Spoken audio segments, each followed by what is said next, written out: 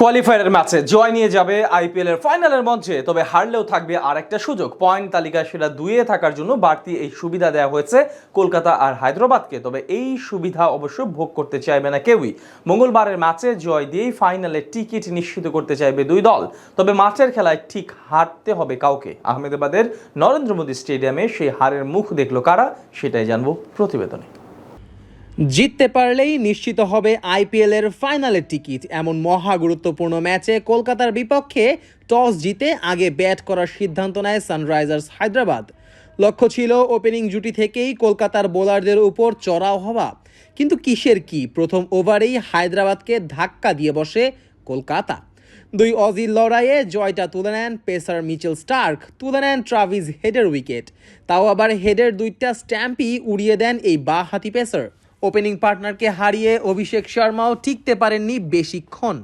বৈভব আরোরার বলে বিদায় নেন এই ওপেনার। শুরুতেই 2 উইকেট চলে যাওয়ায় চাপে পড়ে হায়দ্রাবাদ। পাওয়ার প্লেতে সেই চাপটা আরও বাড়িয়ে দেন স্টার্ক। ম্যাচের পঞ্চম ওভারে তুলে নেন নীতিশ রেড্ডি ও শাহবাজ খানের উইকেট।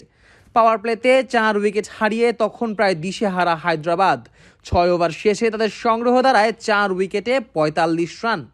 আইপিএলের শুরুর দিকটা খারাপ করলেও ধীরে ধীরে ফর্মে ফিরে এসেছেন স্টার্ক। এদিন পাওয়ার প্লেতে 3 উইকেট নেওয়া স্টার্ক গোটা সিজনে পাওয়ার প্লেতে নিজের উইকেট সংখ্যা নিয়ে গেছেন 9-এ। 4 উইকেট হারানো হায়দ্রাবাদকে এরপর কিছুটা আশার আলো দেখাতে শুরু করেন হেনরি ক্লাসেন ও রাহুল ত্রিপাঠী।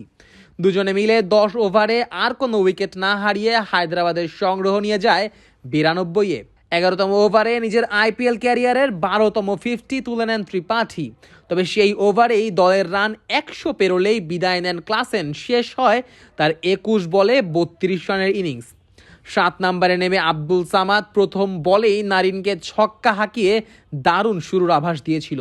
তবে নিজে রান তোলার আভাস দিলেও সতীর্থ রাহুল ত্রিপাঠীর সাথে ভুল বোঝাবুঝিতে দলের সেট ব্যাটারকেই আউট করে দেন সামাদ। 35 বলে 55 রান করে বিদায় নেন ত্রিপাঠী। একই ওভারে সানভীরকে আউট করে কলকাতাকে আবারও ম্যাচে ফেরায় মিস্ট্রি স্পিনার সুনীল নারিন। সামাদও পরের ওভারে বিদায় নেন হার্ষিত রানার বলে। 126 রানে 9 উইকেট হারানো হায়দ্রাবাদকে এরপর লড়াইয়ের পুঁজিটা এনে দেন অধিনায়ক কামিন্স।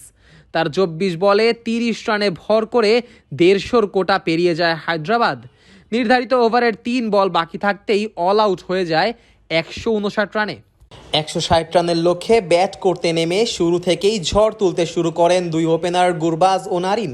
পাওয়ার প্লেতে অবশ্য গুরবাজ বিদায় নিলেও টিকে ছিলেন নারিন। প্রথম 6 ওভারে 63 রান তুলে জয়ের খুব কাছাকাছি পৌঁছে যায় কলকাতা। যদিও 7ম ওভারে কামিন্সের বলে শিকার হয়ে বিদায় নেন এই ক্যারিবিয়ান। এর পরের পুরো গল্পটাই আইয়ারময়। শ্রেয়াস ও ভেঙ্কটেশ আইয়ার মিলে তুলোধনো করে ছাড়েন হায়দ্রাবাদের সব বোলারদের।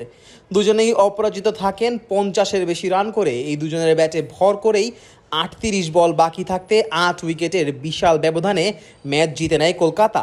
আর এই জয়ে সবার আগে ফাইনালের মঞ্চে পা দিল শাহরুখ খানের দল।